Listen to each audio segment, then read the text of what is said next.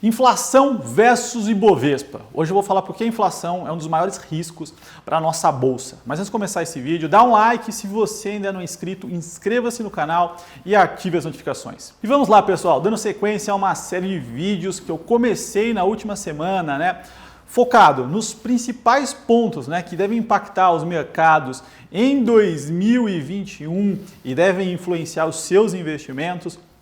Fiz algumas lives. Amanhã eu vou fazer uma nova live, o link já está aqui embaixo. Hoje eu vou falar sobre inflação, que é um dos maiores riscos para a nossa bolsa, tá? E cada vez mais os investidores têm falado sobre esse tema. Eu tenho recebido muitas perguntas, tá? E vamos lá, pessoal? Então vou trazer aqui esse ponto, porque a inflação é um risco tão grande para a nossa bolsa, tá? E a primeira correlação que vocês têm que entender é o seguinte: a gente vive um mundo de juros baixos e no Brasil, uma Selic de 2%, que é algo totalmente novo. E o que permite essa taxa de juros se manter baixa é uma inflação sob controle e estável, tá? Então, a primeira correlação é essa. A inflação é o que permite a nossa taxa básica de juros ficar baixa, estar baixa e continuar. Bom, e por que isso é tão importante? Vamos se colocar dentro do contexto global. A gente passou por uma pandemia, por uma quarentena, isso teve um impacto sem precedente nas economias e o que a gente tem assistido? Os bancos centrais, todos os bancos centrais do mundo, reduzir juros. Então são duas formas que um governo, que as instituições conseguem estimular novamente a economia. Uma é refazendo fiscal. É pegar dinheiro público de fato, aumentar a dívida e injetar ali, dar voucher para as pessoas consumirem. A outra forma é via política monetária, ou seja, reduzir juros. Então você faz com que o juros seja praticamente zero e estimula as pessoas a consumirem. Muda ali o risco intertemporal, que é o que tem acontecido fortemente no mundo e tem estimulado. E isso é muito importante, tá, gente? A gente vê essa política monetária no mundo todo funcionando muito bem. E por quê? Eu trouxe aqui um exemplo, tá? Vamos pensar na Selic quando ela estava a 14,25. Então acho que todo mundo consegue se recordar. Vamos pensar num período de 10 anos com uma Selic de 14,25. Quanto que você precisaria ter investido hoje para daqui a 10 anos sacar R$1 milhão com uma Selic de 14,25, tá? Estou desprezando outros fatores aqui, estou considerando apenas essa taxa. Então, se você tiver R$301 mil, daqui a 10 anos aplicado numa Selic a 14,25, você terá R$1 milhão. Tá? Hoje, se a gente pensar 10 anos com uma Selic de 2%, quanto que você precisaria ter para conseguir R$1 milhão daqui a 10 anos, tá? Você precisaria ter R$836 mil hoje investidos para ter R$1 milhão daqui a 10 anos. Ou seja, com uma Selic mantida de 2%, você teria 20% de ganho em 10 anos. Com uma Selic de 14,25 constante em 10 anos, você teria 231% de ganho. Tá? Você teria multiplicado o dinheiro por mais de 3 vezes aqui. Ou seja, quando você tem uma Selic baixa, muito baixa, uma taxa de juros muito baixa no mundo, você estimula as pessoas a investirem de fato, não investir em títulos, isso acontece, mas investir na economia real, empreender, comprar imóveis, tentar alguma forma de fazer o dinheiro render. E é isso que está acontecendo no mundo, o dinheiro não fica mais parado, Deixar o dinheiro parado não rende. E essa é a função da política monetária. As taxas básicas de juros não vão se manter baixas por muitos anos, por décadas. Isso não faz sentido. Entretanto, no momento de crise, no momento de recessão, é a função da política monetária estimular as pessoas e é isso que os bancos centrais têm feito muito bem. E no Brasil, isso está acontecendo e está estimulando, sim, a economia. E aí a gente começa a falar de um outro ponto. No Brasil, especificamente, essa taxa básica de juros é algo sem precedentes. Para quem viveu sempre uma Selic ali acima de 2 dígitos, já era quase impensável uma Selic abaixo de 2 dígitos. Hoje a gente vive uma Selic de 2%. E o poder dessa Selic de 2% no tempo, imagina, 2, 3, 4, 5 anos com uma Selic baixa, a gente não conhece, a gente não tem ideia do poder dela, mas a gente já está tendo um pouquinho, a gente está assistindo um pouquinho das consequências, né? Porque apesar do Brasil não ter, a gente não tem o mesmo poder de política fiscal como os Estados Unidos, né? E não tem a maioria das ferramentas que os grandes países aí têm para reestimular a economia. Entretanto, o que foi feito aqui com política monetária já está tendo grandes impactos. Então, um negócio que todo mundo consegue ver, pelo menos nas regiões metropolitanas, é a retomada fortíssima da construção civil. Construção civil em São Paulo é algo fora da realidade. Os lançamentos retomaram, as construtoras estão a todo vapor, né? Estão fazendo novos empreendimentos, estão contratando, estão fazendo spin-off de operação e fazendo IPO. Está faltando já insumos para a construção. Ou seja, o negócio acelerou de uma forma muito rápida, por quê? Taxa de juros básica.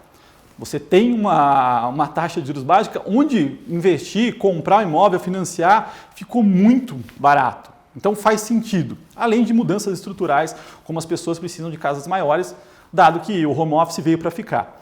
Mas isso é muito mais em função dos juros, né? Os juros baixíssimos. Isso derrubou demais o custo das parcelas, né? A gente vê as pessoas aí indo muito nessa direção. Isso é apenas um exemplo que a gente vê no meio de uma crise, né, em função da taxa básica de juros. Outro ponto importante, né, o Brasil sempre foi um país onde as pessoas investiam, né, poucas pessoas investiam, e as que investiam em renda fixa, porque as taxas eram altíssimas e não tinha risco nenhum. O que está acontecendo agora é o início de uma migração, né? O que aconteceu nos países desenvolvidos faz muito tempo, né? Pensar que nos Estados Unidos mais de 50% da população investe em bolsa. Aqui a gente começou a ver essa mudança, né? E no meio da quarentena, no meio da pandemia, no meio da crise, o número cresceu fortemente. Então a gente tem um número ainda abaixo de 3 milhões, mas já ultrapassou 1% da população brasileira. Isso, né, está muito correlacionado com os juros baixos. E isso, de alguma forma, estimula também, né? Então, a gente mostra que a população, as pessoas estão buscando formas mais rentáveis de investir, ou seja, a política monetária está funcionando, né? Não é só na economia de bolsa, né, no lado de bolsa, mas também na economia real. Então, ela funciona e ajuda a retomar a nossa economia.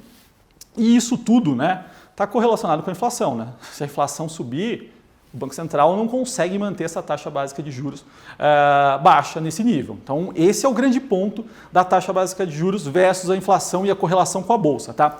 Outro ponto importante que eu trouxe aqui é o seguinte, pensa num ativo, no caso das ações, né? O que é, quanto vale de fato, né? Qual que é o valor intrínseco de uma ação, de uma empresa? Nada mais é do que o valor, né, o fluxo de caixa livre dela, entre aspas, o lucro, né, que ela tem ao longo do tempo, trazido a valor presente. Tá? Então, trouxe um outro exemplo aqui para vocês, mas imaginem o seguinte, tá? É da mesma forma, né? É a mesma coisa, mas imagina que uma empresa vai ter 1 milhão de lucro, R$1 milhão de lucro, daqui a 10 anos. Né? Se eu trouxer isso a valor presente, com uma taxa de 14,25, isso dá R$301 mil. Se eu trouxesse 1 milhão a uma taxa de desconto, né, descontar a 2%, isso dá R$836 mil. Ou seja, é quase 3 vezes o valor presente. Né? O valor presente quase que multiplica por 3 vezes. Então a gente vê como isso aqui nada mais é do que não são essas taxas, tá? Mas é só para dar um exemplo do custo de capital, como a redução dos juros impactam um DCF e como o valor presente das ações, das empresas, sobem com uma taxa básica de juros. Tá? E vamos mostrar um pouquinho da inflação, tá, pessoal? O que a gente está vendo nesse momento? A inflação, de fato, está fora do controle? Bom, quando a gente olha aqui, a gente não vê nada assustador. Tá? O que aconteceu com a inflação no último mês, que o último dado de PCA cheio, né, o completo, é de agosto. E a inflação foi de 0,24 no mês, que, olhando, não é nada demais. Acumulado em 12 meses, a gente tem uma inflação de 2,44, que também não é nada demais. Tá? O ponto é que quando a gente olha para a inflação, o que assusta, né, o que preocupa os investidores, é o seguinte, né? Até quando a gente pega 2020 como um todo, acumulado da inflação, a gente tem 0,70 até agora. É baixa. Só que o ponto é, alguns grupos chamam a atenção e começam a preocupar. O IPCA é uma cesta, né, de produtos ponderado em que tem de tudo, né? Então, quando a gente olha para essa quebra, a gente vê, por exemplo, vestuário. Vestuário no ano está caindo 3,2%. Transportes está caindo 3,4%. Entretanto, alimentos e bebidas, a gente vê uma alta de quase 5% no ano e isso tende a continuar crescendo, tá? E alimentos em alta é um negócio que acaba preocupando, né? Porque pensa que o IPCA é uma cesta de quanto as pessoas gastam com cada tipo de produto, né? Então pensa aqui que alimentos e bebidas representam 20% dessa cesta. Entretanto, para populações que têm uma renda mais alta, elas vão representar menos, né? População que ganha menos, isso impacta mais. Bom, e quando a gente vê essa inflação de alimentos subindo muito, né, o Banco Central começa a ficar atento, né? Entretanto, tivemos o relatório trimestral de inflação, né, a ata do Banco Central também recentemente, foi ponderado ali, acho que não é o momento, né, de subir juros e isso deu uma certa tranquilizada no mercado. Entretanto, a inflação vai ser uma das coisas mais importantes para a gente acompanhar daqui para frente. Se essa inflação se descontrolar ou começar a subir muito rápido, né, isso vai ter algum impacto no Banco Central e se o Banco Central tiver que levar juros, isso impacta diretamente o mercado de ações. Tá? Por isso que é tão importante a gente olhar para o comportamento da inflação nos próximos meses, porque sim, ele vai impactar as ações. Não importa se a sua ação é de um banco, é de uma empresa estatal, é de uma transmissora. Quando a gente fala de DCF, o custo de capital, né, está ali implícito, não tem como fugir, não existe empresa que não tenha um fluxo de caixa livre descontado que não use uma Selic. Tá? Então, todas as ações estão dentro desse contexto, por isso que é tão importante a gente continuar olhando.